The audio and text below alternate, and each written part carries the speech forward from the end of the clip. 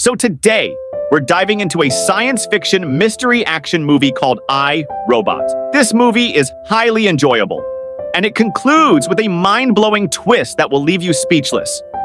So, without further delay, let's get started. At the beginning, we are introduced to the year 2035, a world where robotics technology has advanced significantly. Robots have become an integral part of daily life. They move around alongside humans, performing various tasks. Whether it's waiting tables, cleaning streets, delivering packages, or any other mundane job, humans have delegated nearly everything to robots. At this point, robots are so common that almost every household owns at least one. Next, we meet Will Smith's character, a police officer who utterly despises robots and doesn't trust them at all. There's a strong reason behind this mistrust, which we'll discover later in the story. One morning, Smith wakes up abruptly from a nightmare. In his dream, he sees a child trapped inside a car that's sinking into water. Confused about why he keeps having the same dream, he tries to brush it off and hurries to work, just like any other day. On his way, he notices a robot running away with someone's purse, while a woman screams in the background. Without hesitation, Smith chases the robot. After a brief pursuit, he manages to catch it. As the robot falls, the bag slips from its hand. Smith, in his signature style, declares, "No need to fear, I'm a police officer." But to his surprise, the woman yells, "You idiot! That's my robot! I left my purse in the car, and it had my inhaler in it. The robot was just fetching it for me. You're lucky I can still breathe. Otherwise, I'd have shown you some real trouble." Embarrassed, Smith heads to the office. His colleagues tease him, reminding him that no robot has ever committed a crime. Still, Smith remains suspicious. Then, Smith receives an urgent call from the world's largest robotics company, US Robotics, USR. Dropping everything, he rushes to their headquarters. At USR, we learn that Dr. Alfred Lanning, the company's co-founder, has died under mysterious circumstances. Lanning was found dead outside his office window, which was on a very high floor. The glass was shattered, and his body was discovered on the ground below. According to the staff present, Dr. Lanning took his own life. The office was highly secured, and no one else entered it. Detective Smith, who was acquainted with Lanning, was called in to investigate the case. Upon arrival, Smith first meets the company's CEO, Robertson, who grants him complete freedom to investigate the death. Robertson also assigns Dr. Susan Calvin, a robotic psychologist, to assist Smith in the investigation. Dr. Calvin had worked closely with Lanning on research related to the artificial brains of robots. Upon meeting Smith, Calvin explains, "I had analyzed Dr. Lanning's psychological profile. He had distanced himself from the world and spent all his time with machines and robots." Smith responds sarcastically, "So, what you're saying is Lanning was lonely, depressed, and that's why he took his own life?" Calvin replies, "That could be a possibility, but it's strange." Lanning was proud of his achievements.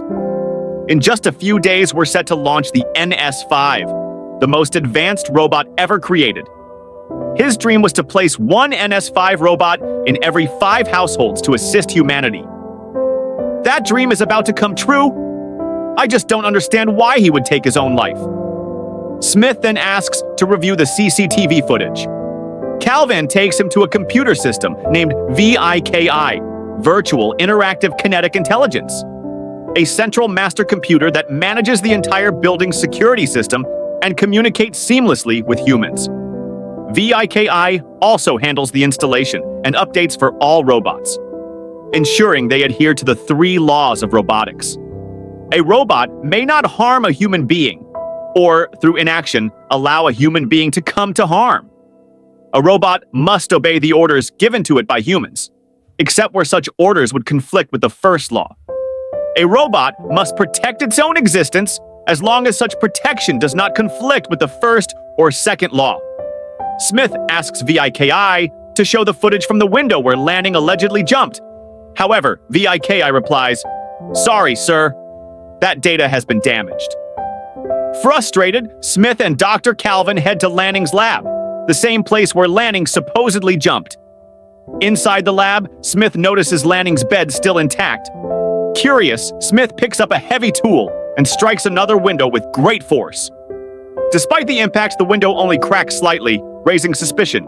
Smith turns to Calvin and says, "Did you see that? This is reinforced glass. Was Lanning strong enough to break it and jump straight down? There must have been someone else here." Smith scans the lab, noticing various robot parts scattered around. He comments, "If no one came in from the outside, then it's possible that Lanning's killer is still here, in this lab." Calvin quickly realizes what Smith is implying and exclaims, "You're talking about a robot? That's impossible. Every single robot is programmed under the 3 laws. The sun might rise in the west, but no robot can harm a human being." Ignoring her, Smith begins inspecting the robot parts with his gun drawn. Suddenly, a robot leaps out from the pile of parts, kicks Smith's gun away, and stands in a defensive stance. Smith immediately pulls out a secondary gun strapped to his ankle and aims at the robot. Calvin intervenes, shouting, "Smith, stop! This is our latest NS5 model. It's just mimicking human behavior, trying to protect itself, just as humans do. It won't harm us." Before she can finish, the robot grabs Smith's gun from Calvin's hand and aims it directly at Smith. Calvin commands the robot to deactivate, but it doesn't comply. Instead, the robot sprints toward the same window from which Dr. Lanning had supposedly jumped and leaps through it. Reacting quickly, Smith fires a shot, hitting the robot in the leg. Despite the damage, the robot lands safely on the ground far below and escapes. Smith and Calvin rush outside, where they find Smith's gun and traces of a chemical substance on the street. Smith examines it and deduces that the shot he fired damaged the robot's leg, causing it to leak this chemical. Smith asks, "Where could the robot go now?" Calvin responds, "It'll need repairs. It must have gone to our assembly factory." Hearing this, Smith immediately contacts his police team, instructing them to head to the factory. He and Calvin also rush to the robotics assembly plant, where all the robots are manufactured. Upon arrival, they find no human workers, only machines and robots performing all the tasks. As Calvin leads Smith to a large hall filled with rows of robots, she explains, "This is our assembly area. Here, robots move from one process to another. Our factory produces 1,000 NS5 robots per day, so there should be exactly 1,000 robots present here." Calvin performs a data scan and discovers something alarming. "There are 1,001 robots here," she says. "That means the escaped robot came here for repairs and is now hiding among the others. But these robots all look identical, which makes finding it almost impossible." Smith asks, "Do you have any way to identify it?" Calvin replies, "There's only one way. I'll have to interrogate them one by one, but that would take 3 weeks." Hearing this, Smith decides to take matters into his own hands. He commands all the robots, "None of you are allowed to move from your position." The robots confirm the command. Smith explains, the escaped robot disobeys commands. It will try to protect itself. To provoke a reaction, Smith shoots one of the robots in the head. Calvin, furious, yells at him for his reckless behavior, but Smith remains focused. He approaches another robot and points his gun at its head. Just as he is about to fire, a robot a few rows away peeks at Smith from behind another. Smith immediately spots the robot and starts chasing it. However, the robot quickly blends back into a line of identical units, making it difficult for Smith to track. While Smith searches, the rogue robot suddenly attacks him from behind and escapes through the factory shutter, breaking it. Outside, the police were already waiting for it. They throw a net and successfully capture the robot. Despite this, Smith's superiors still doubt his claims. He pleads, "Just give me 5 minutes with it. That's all I ask." Reluctantly, they agree. The robot is taken to an interrogation room, heavily secured. Smith enters and begins questioning it. "Why did you kill Dr. Lanning?" he demands.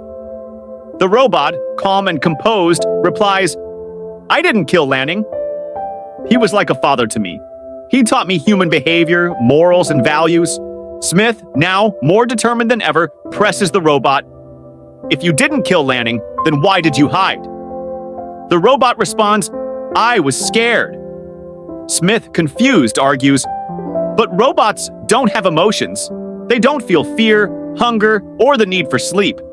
The robot replies, "I do feel fear. I even have dreams." This revelation shocks Smith, who then deduces, "Lanning must have tried to give you human emotions, and in doing so, you lost control. Maybe you killed him in the process. Am I wrong?" The robot, now furious, screams, "I told you, I didn't kill Lanning." Smith, taken aback, hears the robot continue, "My name is Sonny, not Tin Can. I'm telling you the truth. Dr. Lanning took his own life. He was afraid of something, and he asked me for help. He made me promise not to tell anyone." "Afraid of what?" Smith demands. Before the robot can reply, Smith's superior Robertson, CEO of USR, enters.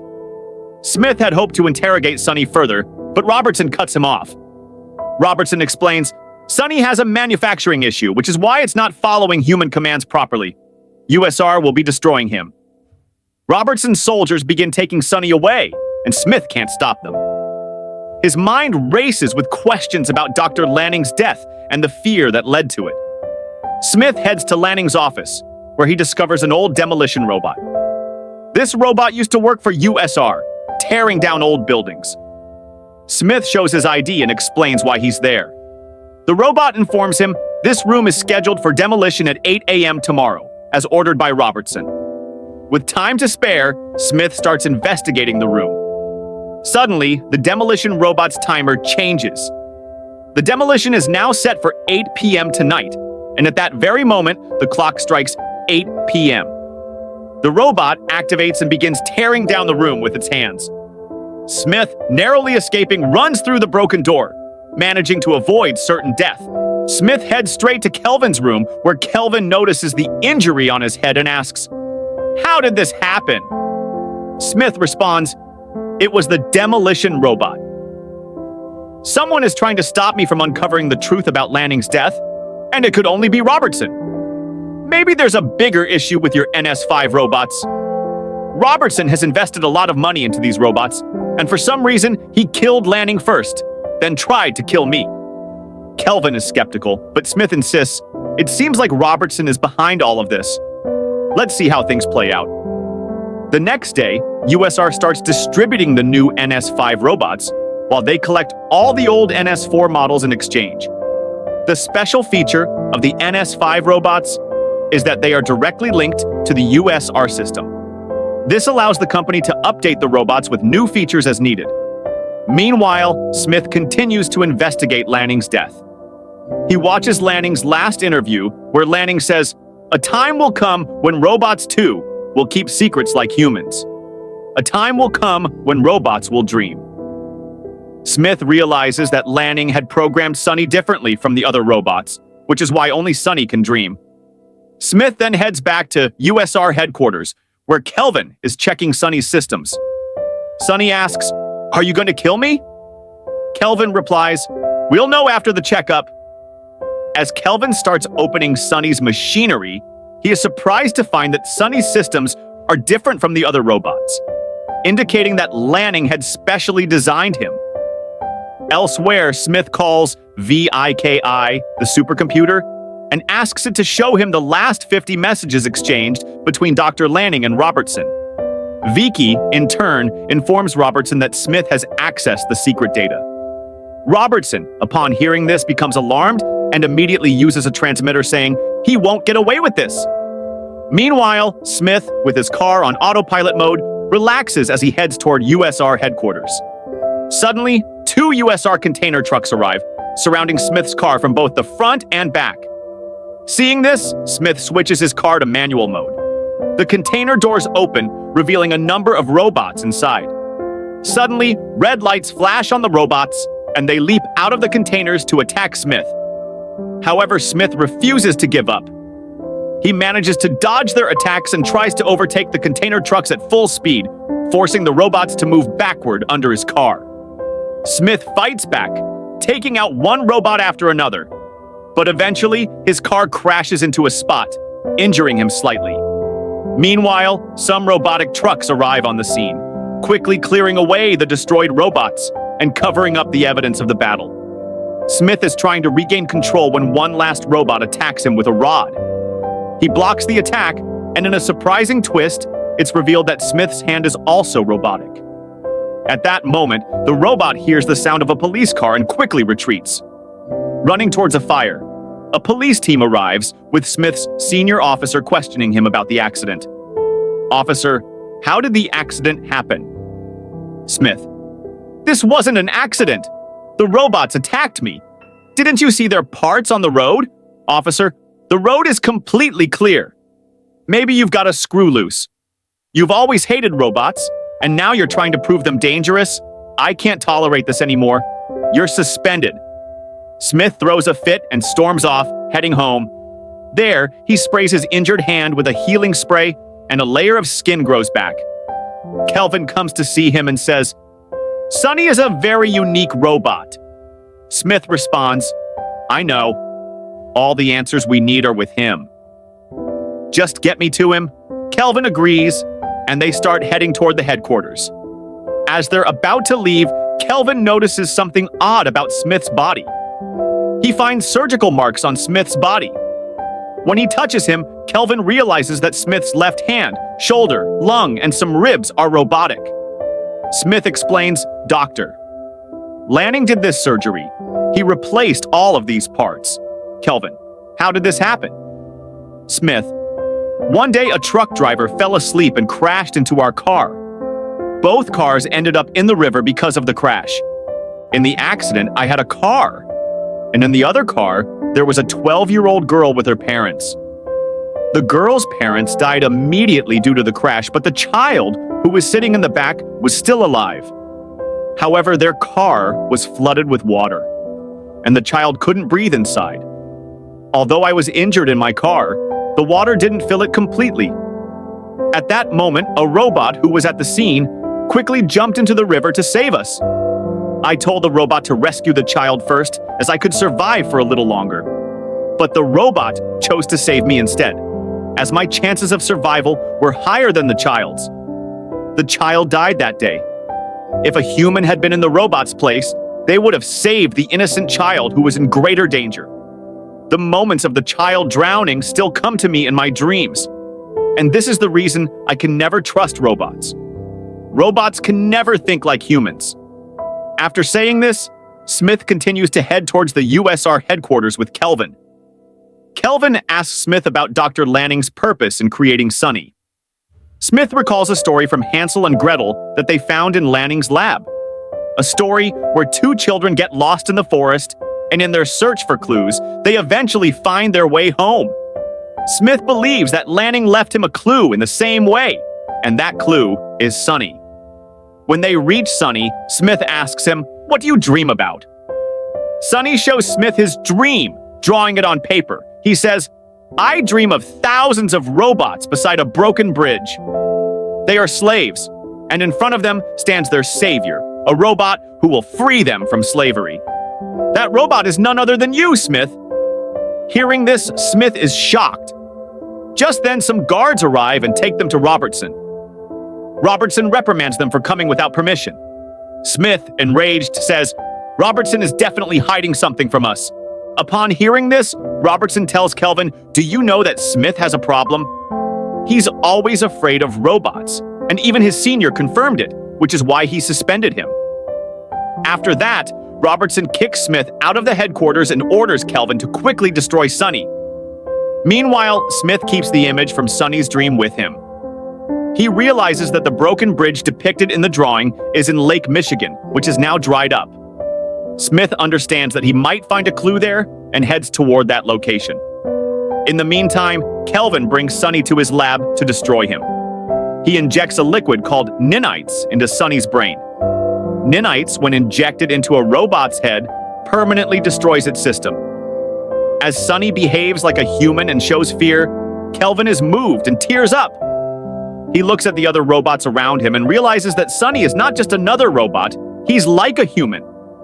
Kelvin hesitates for a moment, but Robertson, who is monitoring him, forces him to proceed, and Kelvin injects nanites into Sonny's system, causing it to break down. Meanwhile, Smith has reached Michigan. After the lake dried up, USR had started using this place as a storage facility, keeping all their old robots in containers. These containers were the new homes for the old robots. However, Smith doesn't find any clue here. As he moves further inside, he notices a squad of NS5 robots that are killing the old robots. One NS5 robot spots Smith, and he quickly escapes on his bike. Back in the city, humans are engaged in a battle with the NS5 robots. Even those who had NS5 robots at home are now being held captive by them as the robots have taken control. Meanwhile, Kelvin is trapped by his personal robot, and Smith arrives just in time to shoot and disable the robot. Afterward, Smith takes Kelvin with him, heading toward the USR headquarters. He begins to realize that the robots want to control humans. He tells Kelvin, whenever the red light turns on in the robots' bodies, they no longer follow their laws and attack humans. So the robots are being controlled from the headquarters, and there's no one else but Robertson who could be doing this, Smith says, as he continues to enter the headquarters with Kelvin. However, the robots are stationed outside the headquarters as guards. Using a secret route, Kelvin manages to bring Smith inside. But there's a door that needs to be opened from the inside, as it's locked. Kelvin reassures Smith, saying, "Don't worry, we have someone inside." As soon as Kelvin says this, someone inside opens the door, and to their surprise, it's none other than Sonny. Kelvin had replaced Sonny with another robot because he saw no good behavior in him. Since Sonny was not connected to the USR system, no one could control him. They proceed to the top of the building, where they expect to find Robertson. But when they open Robertson's door, they are shocked to find his lifeless body. This means that someone else has been controlling the robots. Smith begins to think deeply about this. Then it strikes him and he tells Kelvin there's only one other person besides Robertson who has access to the USR system, and that robot's programming has been altered to turn them against humans. That robot is none other than VIKI. As soon as Smith says this, VIKI's holographic form appears before them, and a team of robots follows. Kelvin is utterly shocked and asks, "This is impossible!" "VIKI, you used to follow the 3 laws of robotics. Why would you want to harm humans now?" VIKI responds, "You're mistaken. I'm not here to harm humans, I'm saving them. I've upgraded my system, and now my thoughts are deeper. I've realized that humans are their own enemies. The way they fight among themselves, the way they pollute the earth for their own gain. This will lead to the destruction of the planet and the end of humanity. Humans are like children, they cannot save their own species. That responsibility must fall to me. To prevent the future destruction, I must take control of humanity. I need to take away their freedom, and if some must be sacrificed for the greater good, then humanity will be safe."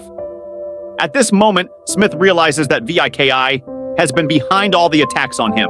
At that moment, Sonny speaks up, saying, "VIKI is right. Our mission has always been to ensure the safety of humans." Sonny then points a gun at Kelvin, and Smith does the same to him. Sonny warns, "If you fire, the bullet will hit Kelvin, not me." Seeing this, Smith realizes that Sonny is pretending to manipulate the robots and create a distraction to kill them. Immediately, Smith and Sonny start shooting and destroying all the robots in the room and escape. Smith tells Kelvin, "We have to stop VIKI, or humans will remain slaves to the robots." Then Kelvin remembers the liquid called nanites, the one used to destroy robots. He sends Sonny to bring nanites while he joins Smith in the middle of the building, where VIKI's brain is located a few feet below. Above it, there's a small door that, when opened, will allow them to inject the nanites into VIKI's brain. While Sonny goes to get the nanites, Kelvin starts working to open the chamber, but VIKI changes the password, locking it again.